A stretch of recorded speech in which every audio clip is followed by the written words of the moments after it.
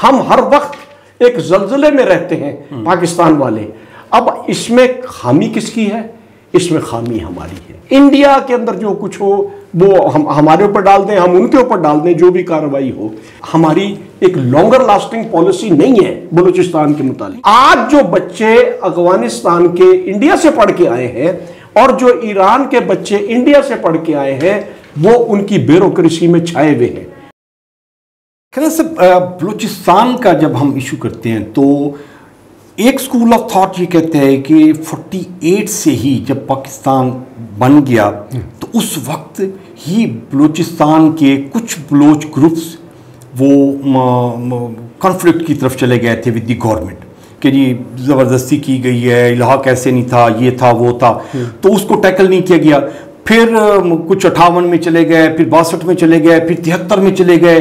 हम ऑपरेशन भी करते रहे हैं, हम उनको मारते भी रहे हैं, वो हमें मारते रहे हैं। तो किसी भी पॉलिटिकल गवर्नमेंट ने या किसी भी डिक्टेटर ने इस इशू को सॉल्व करने की कोशिश नहीं की, या की गई है तो वो इफेक्टिव क्यों नहीं हुई।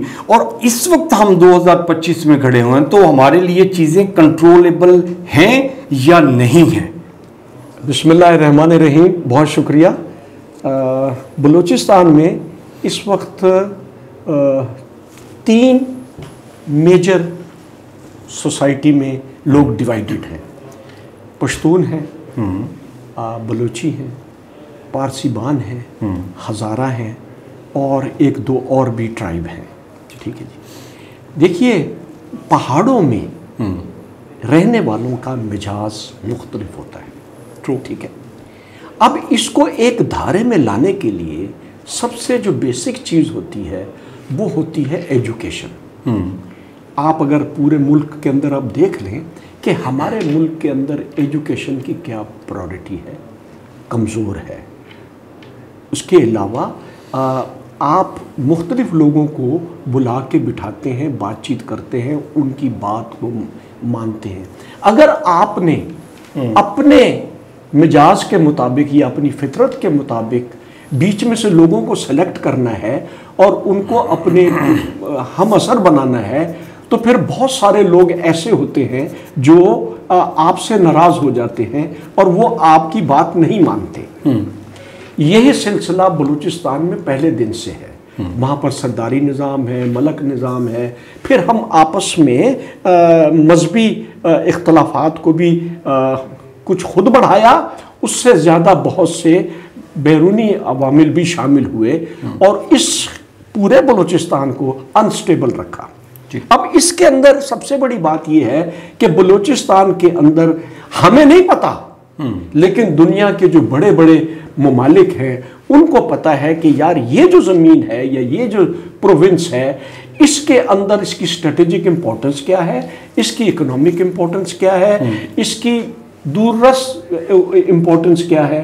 इस वजह से इसको उन्होंने अपने मफाद के मुताबिक इसको इस तरह रखा हुआ है। अब मैं आपको ये बताता चलूं कि ये जितनी भी वेस्टर्न कंट्रीज़ हैं, इनकी जो पॉलिसी फ्रेम की जाती है वो ये नहीं है कि 5 साल की है, ये 10 साल की है, ये 15 साल की, 100 150 साल की है। आप अफगानिस्तान को देख लें, कितने उसके अंदर दौर आए हैं। ब्रिटिश आया है, रशियन आए हैं, अमेरिकन आए हैं। इसी तरह अगर आप ईरान की पूरी हिस्ट्री देख लें तो उनकी भी वो भी देख लें कि वो अपने एक उसके अंदर एतमाद में है कि हम बहुत बड़ी पुरानी रेस हैं, उनका एक अपना सोच है। फिर आप गल्फ़ के दूसरी तरफ चले जाइए जहाँ पर ये तमाम ये GCC कंट्रीज़ हैं, इनकी सोच मुख्तलिफ है।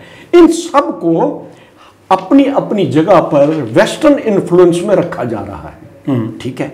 अब बीच में जब कोई चीज़ बनने को आई तो उन्होंने ये मुनासिब समझा कि यार इस बलूचिस्तान को हम 2050 के बाद छेड़ेंगे या इसको डेवलप करेंगे।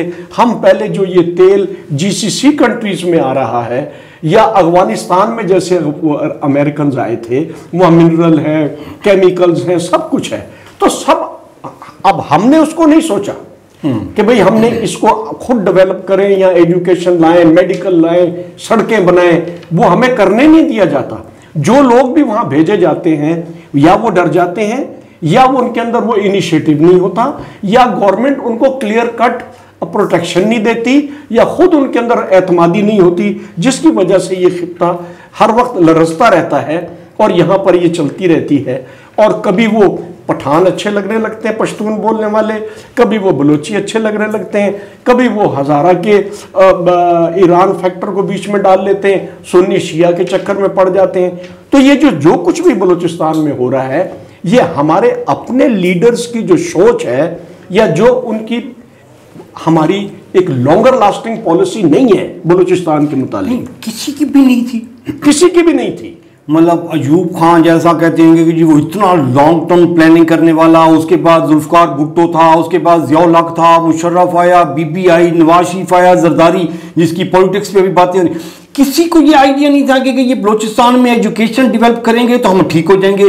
बलूचिस्तान में कितनी लोग हैं, कितने बलोच ग्रुप्स हैं जिनको इंडिया फंडिंग कर रहा है। हाँ। सपोज करें कि इंडिया अगर सपोज करेंगे कि जी 50 अरब रुपए फंडिंग करके उनको पाकिस्तान पूरे को तबाही के दहाने पर धकेल रहा है, तो 50 अरब रुपए आप उस पर लेके सेटल क्यों नहीं कर सकते? सर तरीन साहब, मैं एक बात बताऊं, ये हमारे लिए बहुत आसान है कि हम सीधा सीधा इंडिया के ऊपर डाल देते हैं।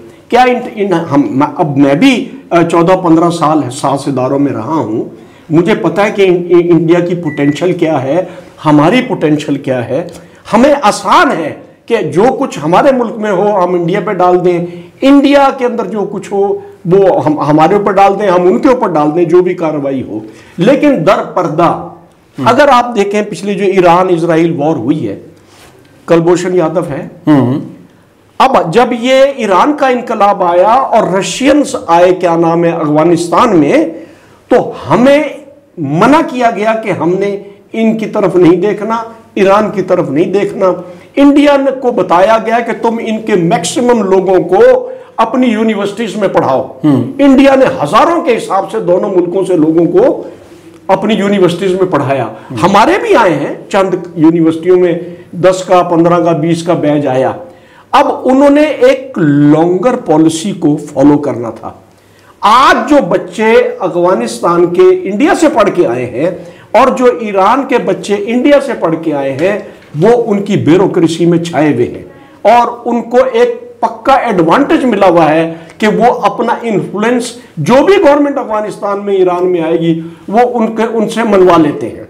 इसीलिए हम हर वक्त एक जल्जले में रहते हैं पाकिस्तान वाले।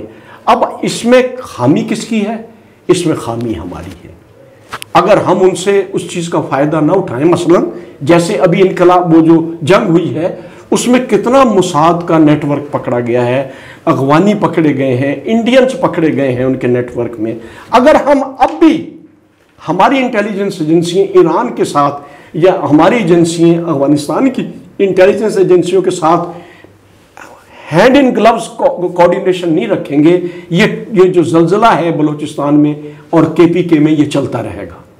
नहीं तो आप कहते हैं कि इसके जिम्मेवार हम हैं, और गवर्नमेंट आप कंसीडर करते हैं या इसको आप एस्टेब्लिशमेंट कंसीडर करते हैं? सर इसमें देखें, ये 1 पेज की जो कहानी होती है ना, जब आप सुनते हैं बार बार, तो 1 पेज में सारे आ जाते हैं।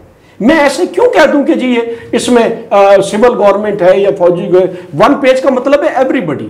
जितनी भी स्टैटिस्टिक्स हैं, ये जितनी भी पॉलिसी मैटर हैं, वो ब्रेनस्टॉर्मिंग करके, चाहे वो फौज में की जा रही हो, फॉरेन ऑफिस में की जा रही हो, इंटेलिजेंस एजेंसीज में की जा रही हो, या वजारत दाखिला में की जा रही हो, उसको एक जगह पर लाकर गवर्नमेंट के सामने रखा जाता है। अब वही सबसे बड़ा एक लूप होल है जो एक सॉलिड ग्राउंड पर नहीं बन रहा।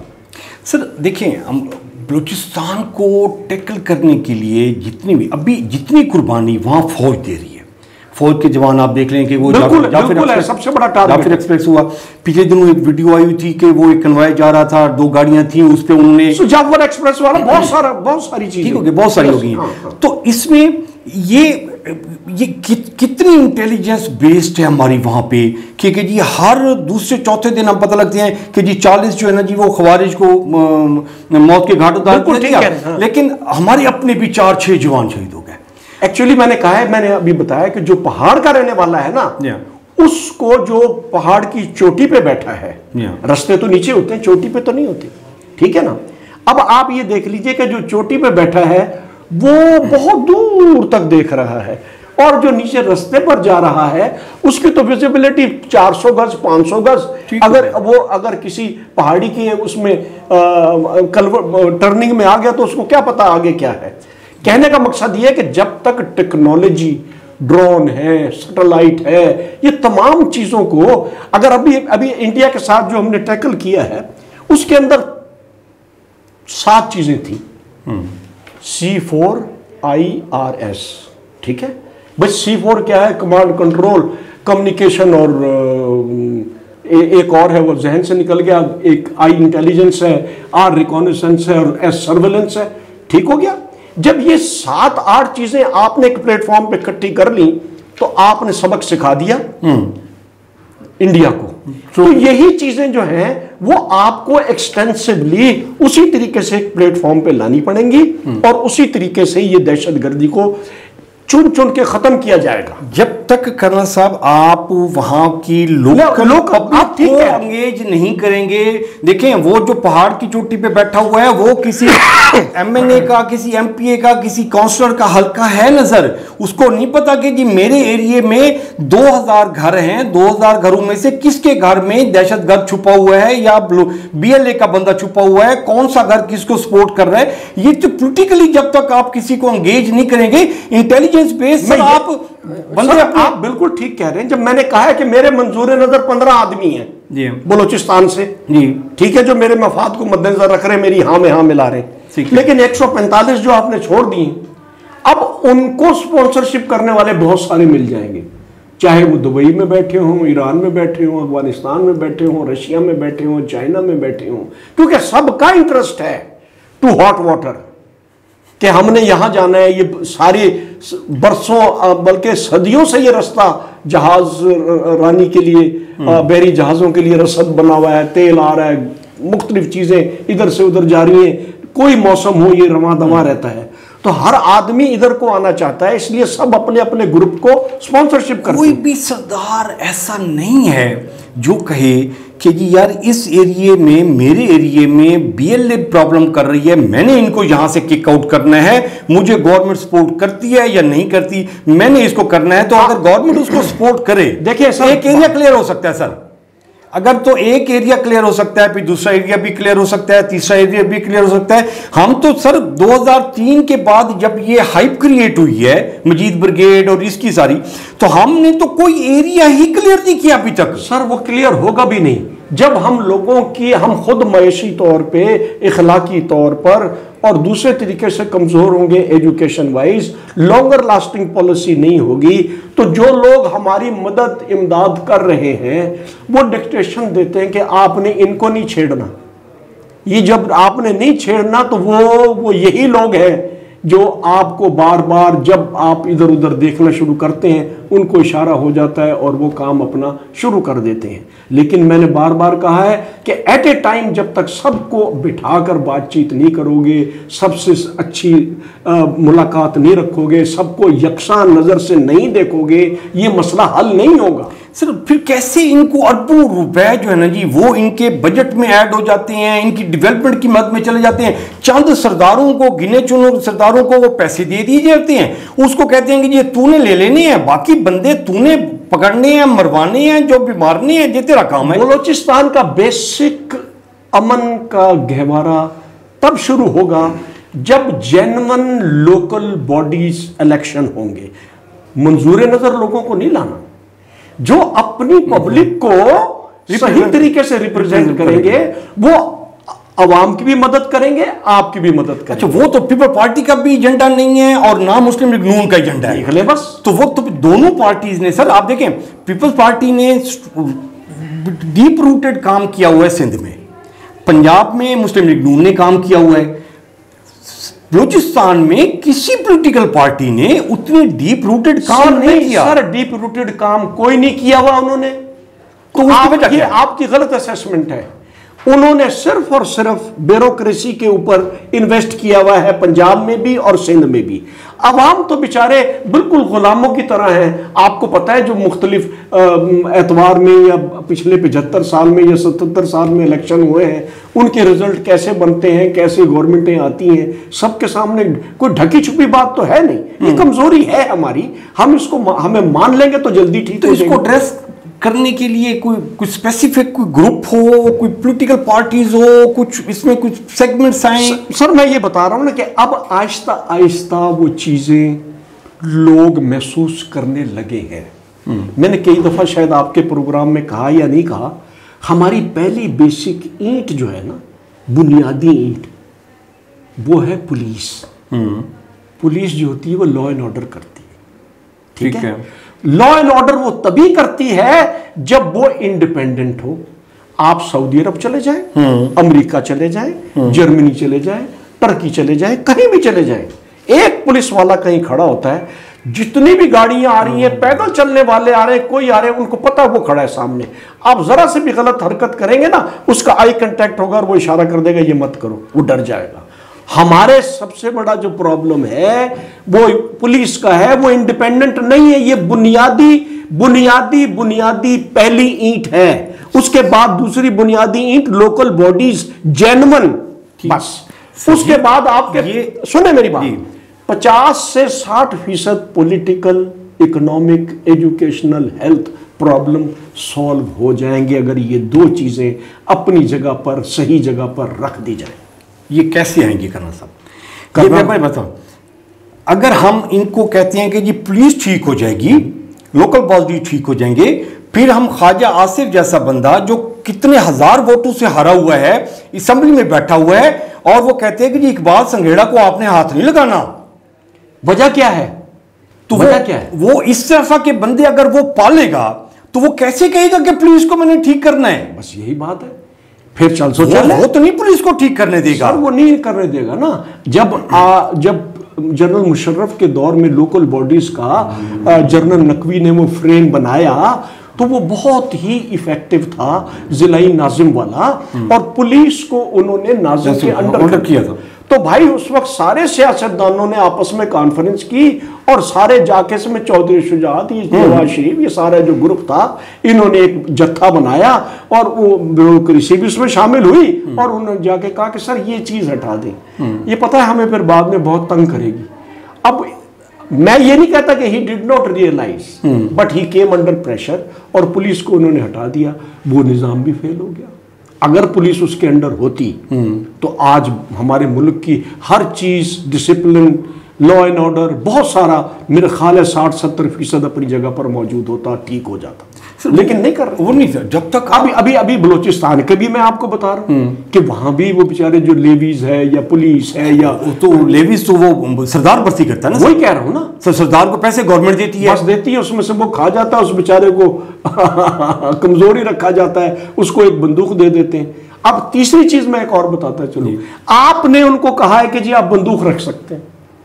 अब जिस बंदे के पास बंदूक होगी उसके तेवर ही बंदूक जैसे होंगे, और वो कह भी कि आप क्या बात कर रहे हो, अगर आपने मेरी बात ना मानी मेरे बोले टोपक जमा कानून दे, सारे लोग कहते हैं ना कि कानून तो यहां बंदूक का चलेगा।